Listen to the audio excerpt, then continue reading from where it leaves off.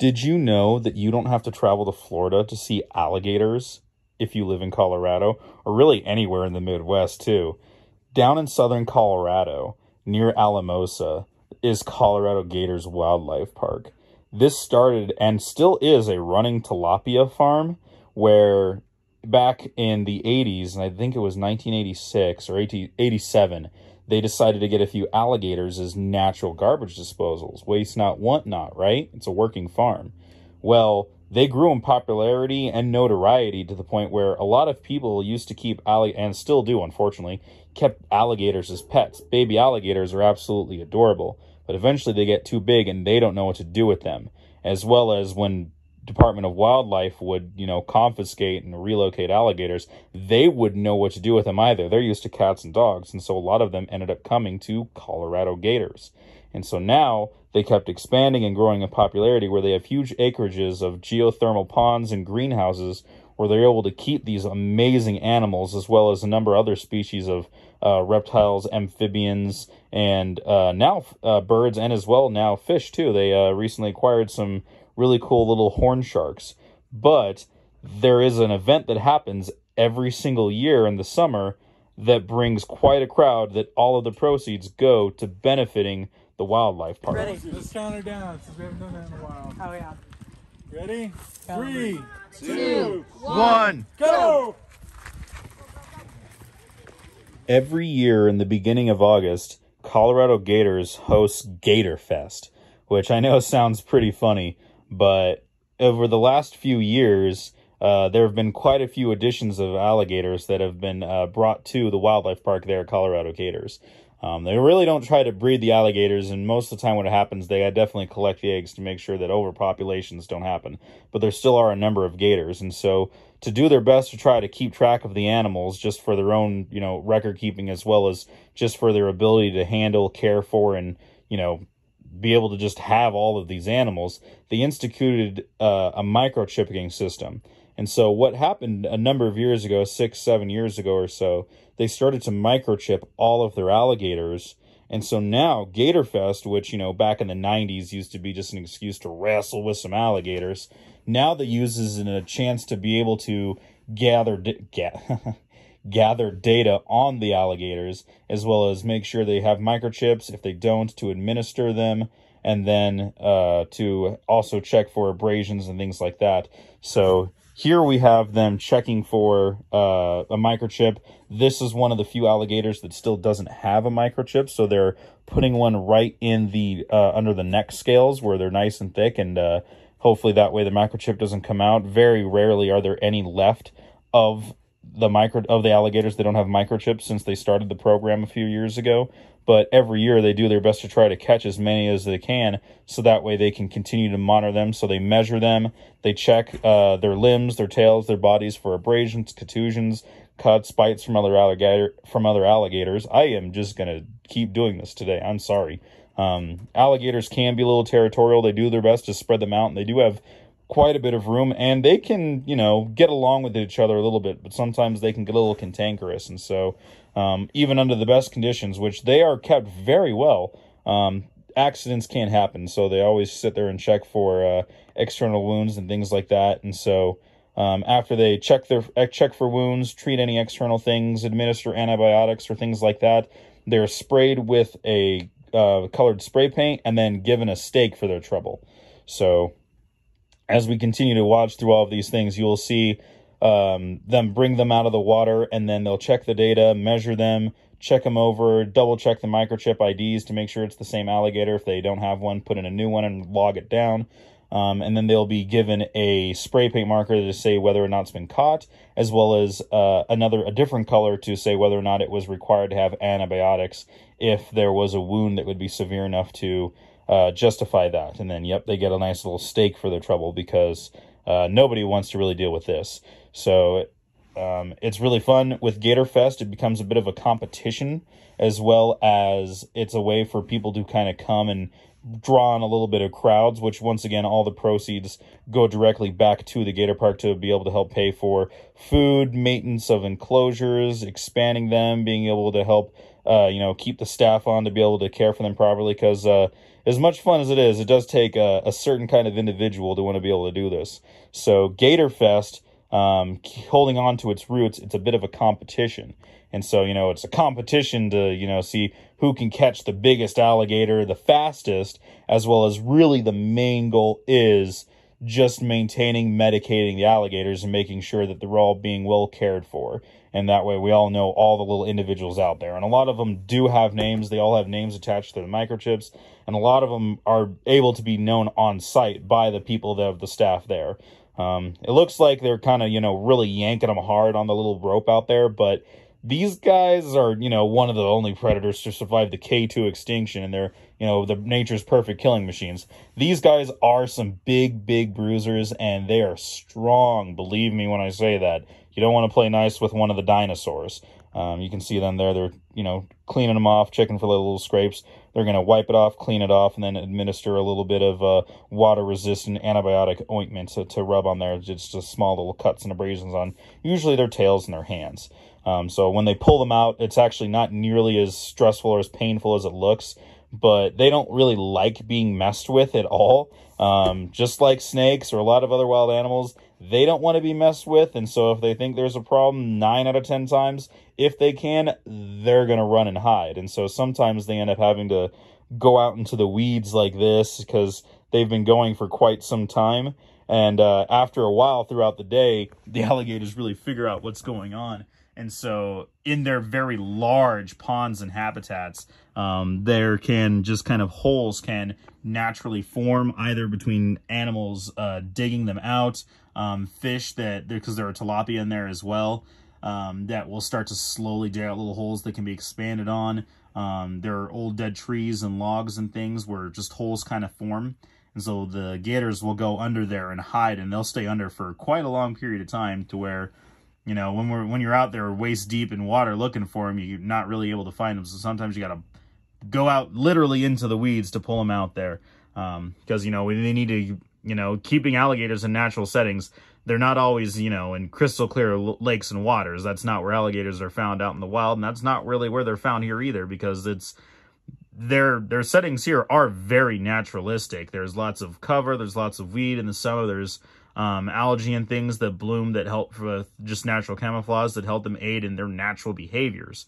And so when you're trying to keep track of all these adult large like predators, it's, you know, a little bit of force needs to be done, and then sometimes it takes a little bit of patience. But these guys are absolutely amazing animals, and it's great that there's a place like this they're able to do that. And with GatorFest, they're able to essentially kind of, you know, bring in a little bit. It sounds a little bit exploitive, honestly, but it's not nearly as what it is. It certainly was probably back in the beginning, back in the 90s. But once again, since they started this program and they really are trying to keep the animals' welfare first, especially since the original founders of the farm, their children, Jay, who, you know, runs the place, he's a great, great guy, loves the animals, knows what he's doing, and they really have the animals' interest at heart. There's a lot of animals that come to them in not the best shape. Like I said, they come from people who thought they could have a cute baby alligator, where in the end, they definitely can't, because they don't make good pets for really anybody unless you have like a large, you know, zoo facility or something like that. Where else are you going to have an animal that's going to get over 10 feet long, weigh several hundred pounds, and, you know, on a bad day or if opportunity strikes, it could, you know, it could do some damage. It's not something I really like to talk about on the channel, but it can happen, you know. So with GatorFest here, there's this competition to see who can do it. It runs over the course of a full weekend. There's a total of 4 rounds, 2 rounds Saturday, 2 rounds a Sunday. And like I said, all the animals, like right there with the spray paint, you know, they're tagged, microchip. This one's been caught, making sure we have it all. So all the data is recorded. That's the whole point of it, but it is fun to wrestle some alligators. And, you know, I was just there just because Jay invited me down to, you know, come to GatorFest, check it out. He knows that I do the video. You know, we visited them last year when we very first started the channel. And, you know, I can't participate in GatorFest because I was only there for Sunday for the 3rd and 4th round, so I wasn't really able to compete. But, you know, after they finished the first round on Sunday, that Jay just goes, "So, you gonna go catch an alligator?" And I mean, just look at that face. What am I going to say? No? So, obviously, I had to catch an alligator for style points. Wait, I didn't hit record on yours. That's okay. There we go. All right, we'll see how well this goes. All right, any last words? Oh, Lord. God bless you. All right. All right. I mean, we don't have the time, set, but... Go. I'm All timing right. with your clock. You start at 15 seconds. All right. It's more of an exhibition match. Since you weren't here yesterday, but...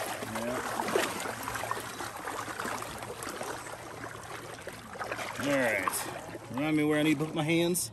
On the back of the neck. What do I got? Tire. That's the tire. Okay. I prefer to take the rope and put it on my hand like this. All right. So I can still grip the neck and shoulders without the rope interfering with that. And then underneath, And let the, yep. like that. Yep. All right, here we go. And pull it through. Like I said, amateur hour.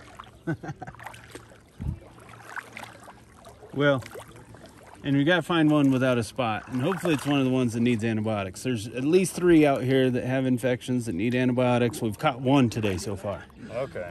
So we're looking for those 2, but of course you can't tell underwater Yep. whether they have an There's infection or someone not. hanging out over there. I can't tell if there's a spot or not. We put the spot on them so that we're not catching the same one twice, Yep. because there's no point in that when we're trying to catch the ones for medication. Does that one look like it's got a spot, Scott? Yep, that one's good. There's your gator right there. You got it. This one? Yeah. Yep. All right, we'll see if we can do And it. go straight towards her. Don't try to circle around behind her because she'll be gone when you get there. Get in front of her, make her go past you to get to the deep water. And then jump on her when she does.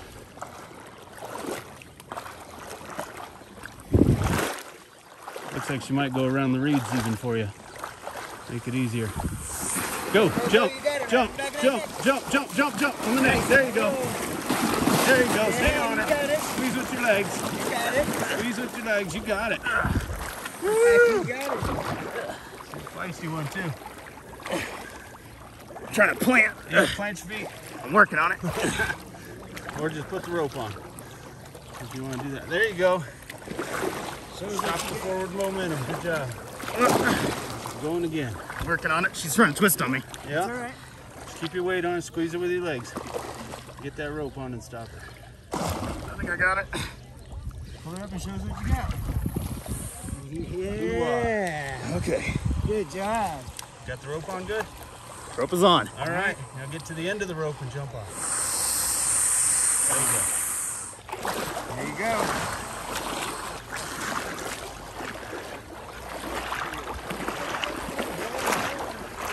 She's helping you swimming that way.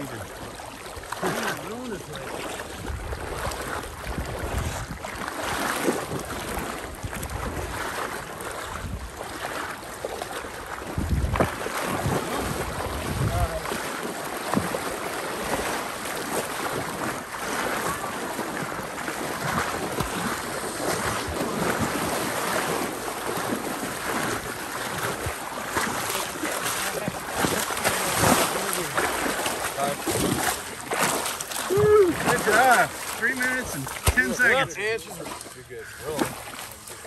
Go ahead, dude. You got it?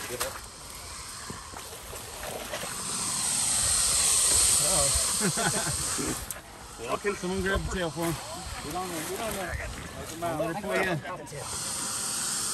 You got the video. Nope. You got it. Hang tight. Whoop. Walking me. All right.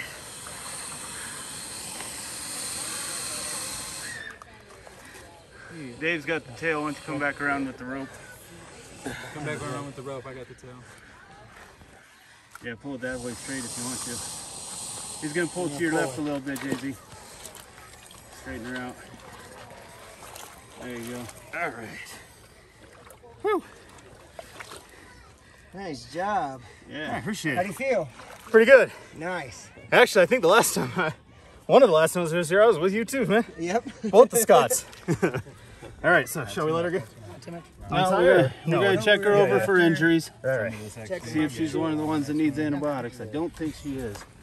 Y'all need to say it. One person's like, tune Want us to measure it for you? Sure, why not? Just for posterity. Better than anyone. Posterity is always good, right? Right. Yep. She actually looks pretty good. She's got a few injuries on her tail. A couple little nicks on her legs, but nothing major. Hey, you didn't give me too much trouble so far, so appreciate it. And we're gonna mark her scanner.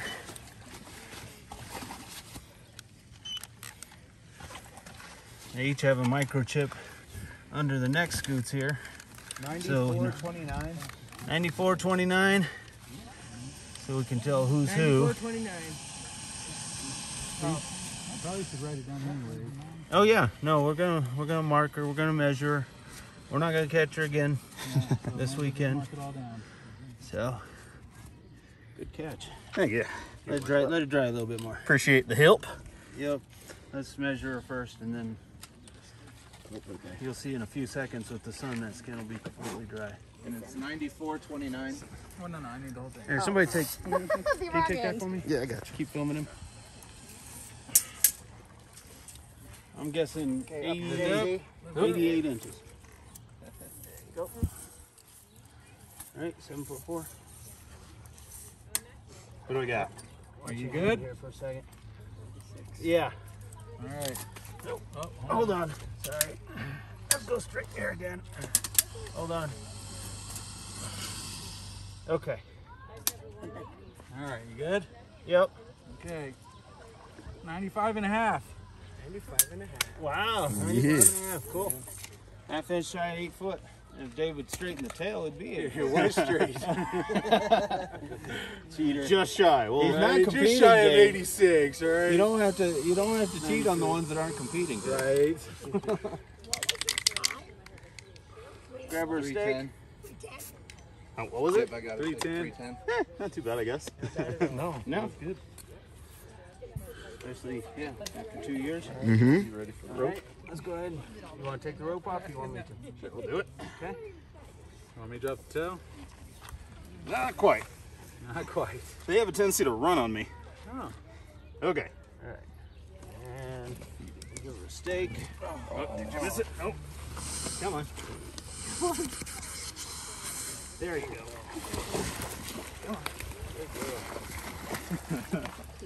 Summer thickness, baby.